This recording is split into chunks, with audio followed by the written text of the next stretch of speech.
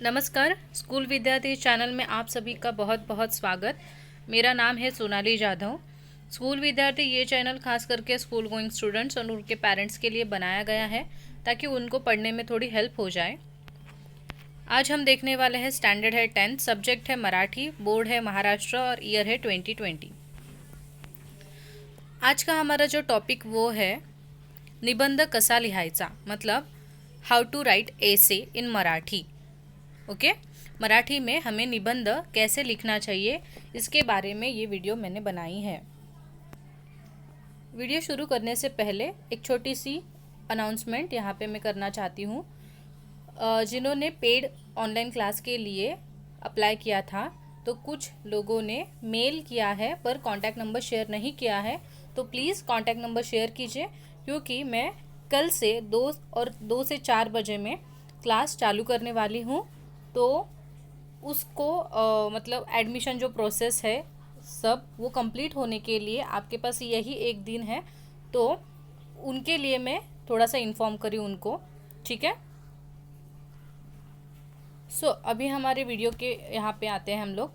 निबंध आपको आता है, जैसे कि मैंने आपको मराठी का पेपर पैटर्न बताया है कि कैसे पेपर पैटर्न आएगा। तो ई सेक्शन में आपको निबंध आता है, 3 में से 1 निबंध आपको लिखना होता है 8 मार्क्स के लिए, ठीक है। ये कहाँ पे आता है? विभाग 5 में आता है, जो कि पूरा राइटिंग स्किल होता है 24 मार्क्स का, 24 मार्क्स का, ठीक है। उसमें से 8 मार्क्स आपके क्या होते हैं? सिर्फ और सिर्फ निबंध के होते हैं। मतलब निबंध बहुत ज़्यादा मार्क्स के लिए आता है। अभी एक चीज़ यहाँ पे आप नोटिस करोगे तो आपको पता चलेगी कि 80 मार्क का आपका पेपर होता है 80 मार्क्स का, ठीक है। और 80 मार्क्स के पेपर में ही, एक मिनट,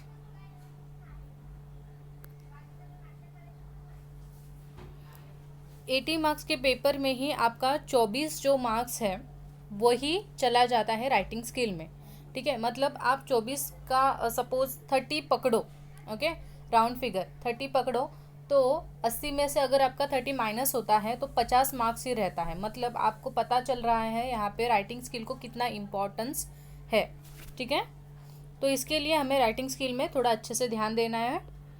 सबसे पहला जो पॉइंट आता है वो होता है कि निबंध लिहिण्यासाठी काय महत्त्वाचं आहे। मतलब निबंध लिखने के लिए सबसे इम्पोर्टेंट क्या क्या चीज़ें होती है। बहुत बच्चों का डाउट होता है कमेंट सेक्शन में कि निबंध कैसे लिखना चाहिए, उसके लिए क्या क्या ज़रूरी है, हमें गाइड कीजिए। तो ये गाइडेंस है वो मराठी भाषेचे ज्ञान। मतलब आपको ये चीज़ आप हर सब्जेक्ट के लिए अप्लाई कर सकते हो, हिंदी निबंध, इंग्लिश निबंध और मराठी निबंध, ठीक है। आपको यही चीज़ें सभी जगह पे अप्लाई आप कर सकते हो। बेसिकली आपको जिस लैंग्वेज में निबंध लिखना होता है उस लैंग्वेज का आपको ज्ञान होना चाहिए, नॉलेज होना चाहिए। हाँ, नॉलेज जिनको नहीं है, अभी फॉर एग्जांपल कुछ बच्चे बोलेंगे नहीं मुझे हमें मराठी भाषा नहीं समझ में आती, तो फिर कैसे करें? तो इसके लिए आपको ज़्यादा से ज़्यादा जो मराठी टेक्स्ट बुक है या फिर मराठी स्टोरीज़ है वो पढ़नी होगी, सुननी होगी। आप यूट्यूब पे मराठी छोटी छोटी जो स्टोरी होती है, कथाएं होती है, वो सुना कीजिए ताकि नए नए शब्द आपको समझे, आप उनको सुने हरदम, ठीक है। यही एक तरीका है कि मराठी भाषा का आपको ज्ञान धीरे धीरे मिल जाएगा। सेकेंड पॉइंट होता है तुमची समझ। मतलब आपको आप में कितनी समझ है, ओके।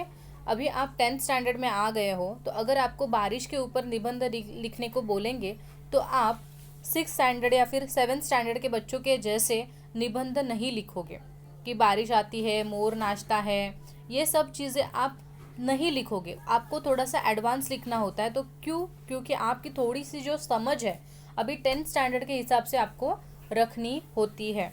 तो इसमें बारिश में होने वाले जो प्रॉब्लम्स होते हैं और उनके सॉल्यूशंस होते हैं, गवर्नमेंट कैसे यहाँ पे काम करती है, तो ये सभी बातें भी आपको वहाँ पे बतानी है। वर्णन आपको बारिश का बहुत अच्छे से करना है, ठीक है। तो ये सारी चीज़ें आपकी समझदारी दिखाती है। जब भी पेपर चेक करता है 10th स्टैंडर्ड के बच्चों के, तो वो निबंध में यही चीज़ें देखता है। कुछ बच्चे क्या करते हैं, बहुत बड़ा बड़ा निबंध लिख के आते हैं पर कुछ वैल्यू ही नहीं होता, कुछ भी, मतलब बारिश बोला है तो बारिश के रिलेटेड कुछ भी लिख के आते हैं और उनका एक्सपेक्टेशन ये होता है कि नहीं मैंने तो 2 पेजेस भर के लिखे फिर भी मुझे 4 ही या फिर 3 ही मार्क्स कैसे मिले। तो इस वजह से मिलता है क्योंकि आपने उस टॉपिक के रिलेटेड कुछ भी लिखा है, जो मेन बात है वो नहीं लिखी है, ओके, जो टीचर को एक्सपेक्ट होता है बच्चों से 10th स्टैंडर्ड के स्पेशली। तो ये बात ध्यान में रखिए। तुमची भाषा मतलब आप देखिए हिंदी का भी सेम होता है। हिंदी में हम लोग चैप्टर में जो लैंग्वेज पढ़ते हैं और हम डेली लाइफ में जो हिंदी बोलते हैं उसमें बहुत बड़ा डिफरेंस होता है। वैसे ही मराठी का भी होता है। तो आपको हमेशा ध्यान में रखना है जो आपकी बोलने वाली लैंग्वेज है, अरे तेरे को क्या है, ऐसे हम लोग बोलते हैं हिंदी में। तो तेरे को, मेरे को, ये जो वर्ड्स है वो ओरिजिनल हिंदी के नहीं है। ये हम जब बातचीत करते हैं तो वो निकलते हैं हमारे मुंह से, ठीक है, ओके। तो ये जो चीज़ें मतलब आपकी जो लिखने की भाषा है वो सटीक होनी चाहिए, अच्छी होनी चाहिए। तुमचा अभ्यास मतलब आप ऐसे नहीं करोगे कि एग्ज़ाम में डायरेक्टली आप टॉपिक देखोगे और तभी के तभी आपको सब सूझ जाएगा और आप लिख पाओगे। तो पहले आप थोड़ा प्रैक्टिस करोगे कि आप निबंध पढ़ते रहोगे, बुक्स होंगे आपके पास, या फिर अभी गूगल है, ऑनलाइन आप लोग ऐसे डाल के ऐसे पढ़ सकते हो। ऑनलाइन बहुत सारे ऐसे अवेलेबल है, ऐप्स होते हैं अलग अलग हिंदी निबंध के, तो उनका यूज़ आप कर सकते हो। तो ये सारी चीज़ें करो ताकि आपका थोड़ा उस विषय में अभ्यास बढ़ सके। हाँ, पहले से ही आपको कुछ बातें पता चले ताकि जब भी आप पेपर लिखने के टाइम आपको वो याद करने के लिए वक्त ज़्यादा नहीं जाएगा, क्योंकि आपने वो पहले से ही पढ़ा है तो फटाफट से आपको सूझ जाएगी डिफरेंट आइडियाज़। बाद में है तुमचे विचार मांडण्याचे कौशल्य, मतलब आपने कुछ सोचा, ठीक है, पर आपको वो शब्दों में व्यक्त करना भी आना चाहिए। हाँ, आपके माइंड में बहुत सारी आइडियाज़ है निबंध के लिए, बहुत कुछ सूझ रहा है आपको, पर आप उसको शब्दों में लिख ही नहीं पा रहे हो कि कैसे लिखूँ। तो यहाँ पे आपके इमेजिनेशन का, आपके नॉलेज का कुछ भी फ़ायदा नहीं होगा, क्योंकि आपको लिखना ही नहीं आ रहा है, आपको सेंटेंस मेक करना नहीं आ रहा है, ठीक है। तो ये सबसे इम्पॉर्टेंट चीज़ है। आगे हैं तुमच्या भावना आणि कल्पना, मतलब आप जिस टॉपिक पे लिख रहे हो, जो निबंध प्रकार में आप लिख रहे हो, तो उसके रिलेटेड आपके मन में भावनाएं उत्पन्न होनी चाहिए, आपके उस कल्पकता, इमेजिनेशन होना चाहिए उस टॉपिक। फॉर एग्जांपल बारिश है तो बारिश के प्रति आपकी भावनाएं क्या है, आपकी कल्पनाएं क्या है बारिश के लिए, तो ये सब चीज़ें आपको लिखना आना चाहिए। बाद में विषयांची मुद्देसूद मांडणी, मतलब आपका जो भी टॉपिक है वो आपको पॉइंट वाइज लिखना आना चाहिए, ठीक है। पॉइंट वाइज मतलब क्या होता है, कुछ बच्चे क्या करते हैं, निबंध चालू करते हैं और अचानक से उनको याद आता है एंडिंग में कि अरे बाप रे, मुझे बारिश के रिलेटेड अगर लिखना है फॉर एग्जाम्पल, और मुझे अचानक से याद आता है एंडिंग में कि अरे मैंने छाते के बारे में तो लिखा ही नहीं पूरे ऐसे में, तो वो क्या करते हैं, एंडिंग वाला जो पैराग्राफ होता है उसमें छाते के बारे में लिखते हैं। तो ये गलत चीज़ है, ये गलत बात है, यहाँ पे आपको कोई मार्क्स नहीं मिलेगा। अगर आपको पहले पैराग्राफ वाली चीज़ लास्ट पैराग्राफ में याद भी आती है तो आप उसको वहाँ पे मत डालिए, आपका कितना भी जी चाहे, ओके, क्योंकि वो रिलेट नहीं हो पाता। सामने वाला या फिर आपका जो टीचर है वो जब ऐसे पढ़ना चालू करता है तो वो एक लिंक में उसको पढ़ता है, और लास्ट में अगर वो क्लोज़र, जहाँ पे क्लोज़र आना चाहिए, जहाँ पे निबंध ख़त्म होना चाहिए, वहाँ पे आप अचानक छाते के बारे में लिखोगे तो वो डिसकनेक्ट हो जाता है सामने वाला, रीड करने वाला, ठीक है। तो ऐसी गलती बिल्कुल मत कीजिए, पॉइंट वाइज हमेशा लिखना चालू कीजिए। कोई पॉइंट आप भूल गए, बाद में याद आ गया तो छोड़ दे, वहाँ पे उसको मन पे ना ले, छोड़ दे, और जो टॉपिक लिख रहे हैं उसी के बारे में आप कंटिन्यू लिखिए, ठीक है। बाद में है सादी, सोपी व सरल भाषा। जब भी आप निबंध, ये तो मैं हरदम आपको बोलती हूँ, आप जो भी लिखोगे अच्छे से लिखिए, सिंपली लिखिए, कोई ज़रूरत नहीं है बड़े बड़े शब्द यूज़ करने की जो आपको लिखना ही नहीं आता। उसके रिलेटेड बहुत इजी शब्द होते हैं, वो यूज़ कीजिए, छोटे छोटे सेंटेंस बनाइए और अच्छे से लिखिए। मेन चीज़ क्या होती है, आपका थॉट सामने वाले को समझे, उतना ही आप सोचोगे और उतना ही लिखोगे तो भी सामने वाले को आपने जो लिखा है वो अच्छा लगेगा ही लगेगा। पर आप बहुत बड़ा लिखने में जाओगे, बहुत कठिन शब्द यूज़ करोगे, लंबे लंबे चौड़े सेंटेंस बनाओगे और उसका अगर सेंस ही नहीं बनता, मतलब ही नहीं बनता, तो कुछ भी फ़ायदा नहीं है आपकी उस मेहनत का। तो ऐसे लिखिए, सिंपल और सॉर्टेड। 9, छान हस्ताक्षर, मतलब आपका हैंडराइटिंग अच्छा होना चाहिए। मैं ऐसा नहीं बोल रही हूँ कि सुनहरे अक्षर होने चाहिए, ठीक है, आपका अक्षर इतना अच्छा होना चाहिए कि सामने वाला एटलीस्ट उसे पढ़ सके, ठीक है। क्योंकि अगर आपकी काना, और सबसे इम्पोर्टेंट चीज़ है शुद्ध लेखन, हाँ, ये सभी चीज़ें ऊपर वाले जो भी 9 पॉइंट है आपने सब अच्छे से किए, पर आप बहुत ही अशुद्ध लेखन कर रहे हो। आपका काना, मात्रा, वेलांटी, उकार सब इधर उधर जा रहा है, कुछ ठीक नहीं है।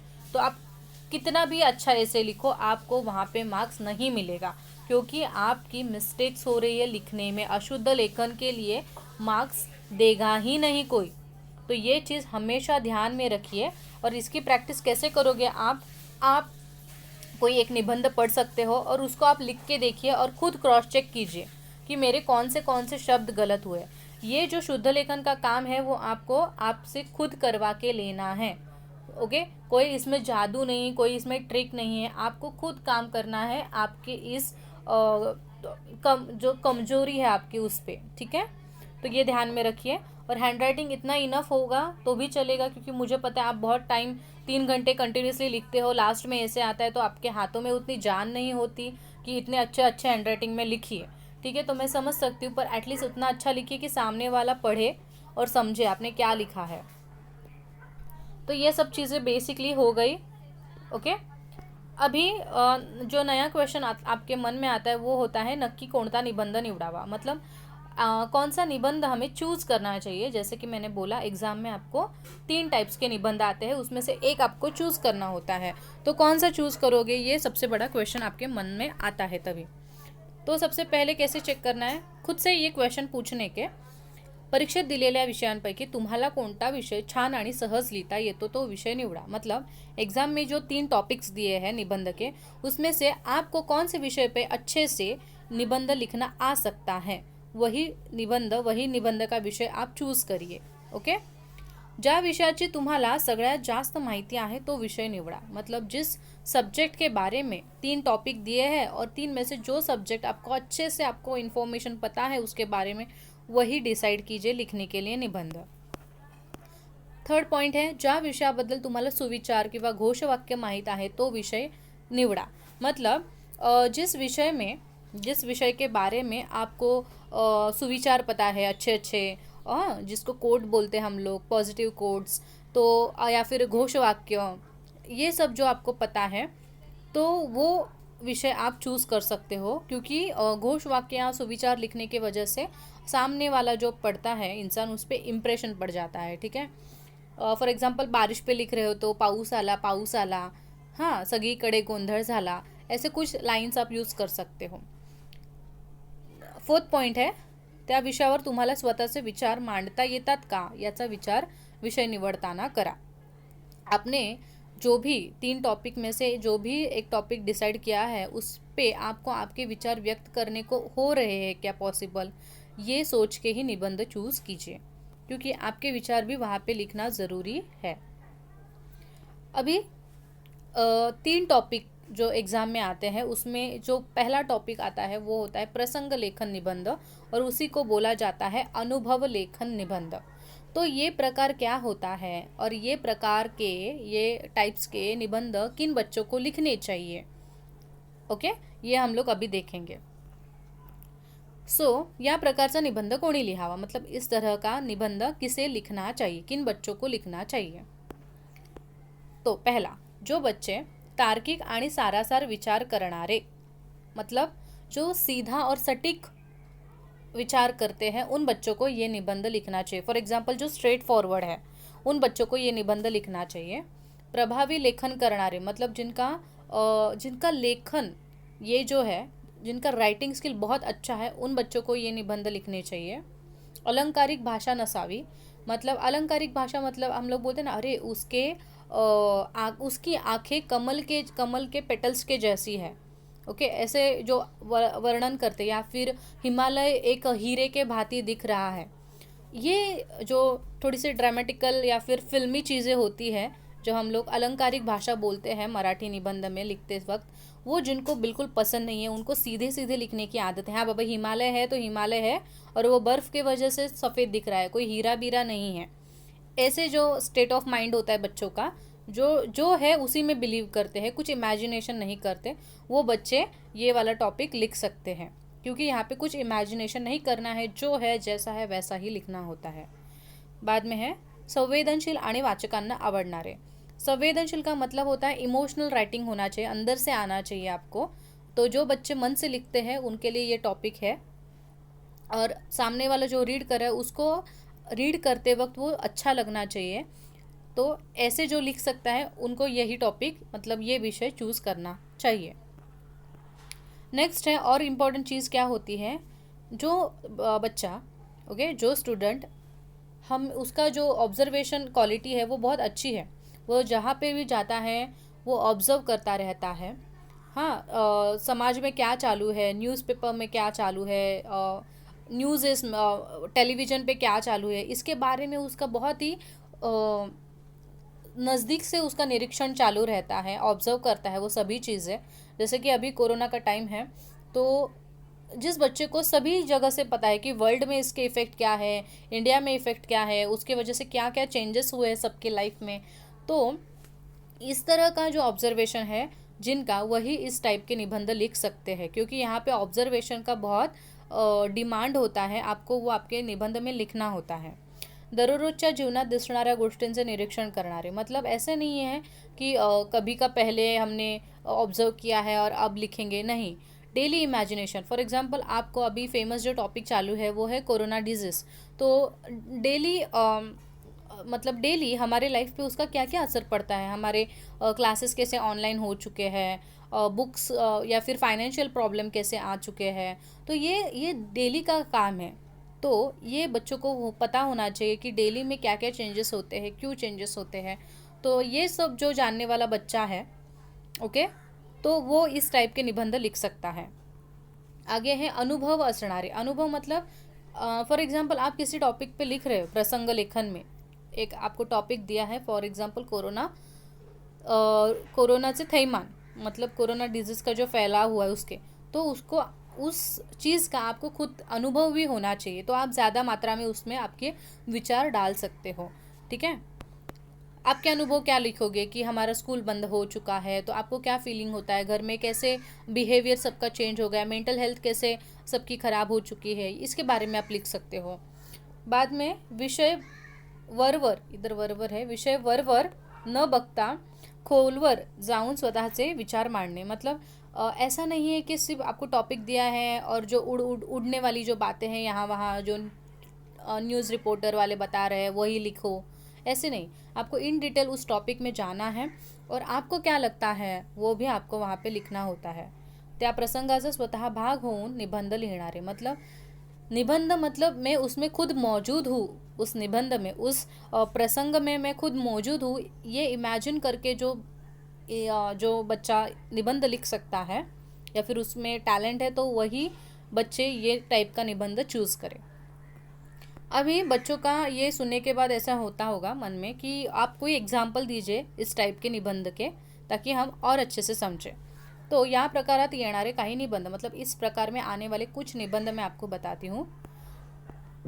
देखिए 4 टाइप्स के आते हैं प्रसंग लेखन में निबंध। एक होता है व्यक्ति के बारे में बोलेंगे, तो फॉर एग्जांपल महात्मा गांधी या फिर छत्रपति शिवाजी महाराज, लोकमान्य तिलक, बाद में एपीजे अब्दुल कलाम, अभी जो फेमस हमारे हैं नरेंद्र मोदी जी, तो उनके बारे में आपको लिखना होता है। ठीक है, तो उसमें आप लिख सकते हो कि, और देखिए व्यक्ति के बारे में लिखना है तो आपको सब पता होना चाहिए, मतलब उसका जन्म, उसका पूरा नाम, बाद में उसने क्या क्या काम किए, तो आपका कीन ऑब्जर्वेशन यहाँ पे क्या होता है, ज़रूरी होता है।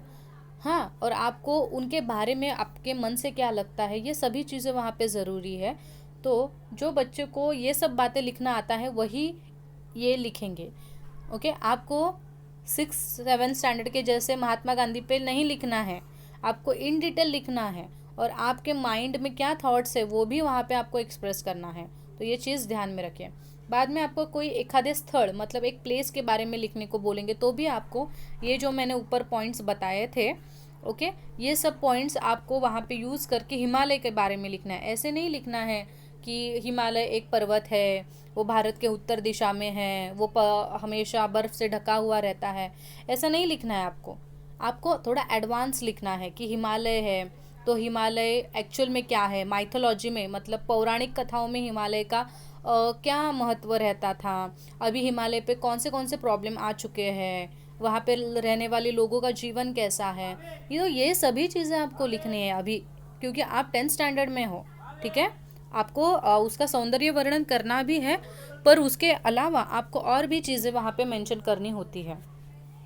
बाद में है एखादे दृश्य, मतलब आपको सपोज एक दृश्य दिया जाएगा, उसके बारे में आपको प्रसंग लेखन करने को बोलेंगे, अनुभव लेखन करने को बोलेंगे। फॉर एग्जाम्पल, समुद्र किनाऱ्यावरील सूर्यास्त। ओके, मतलब बीच पे जो आपने सनसेट देखा है उसके बारे में लिखिए।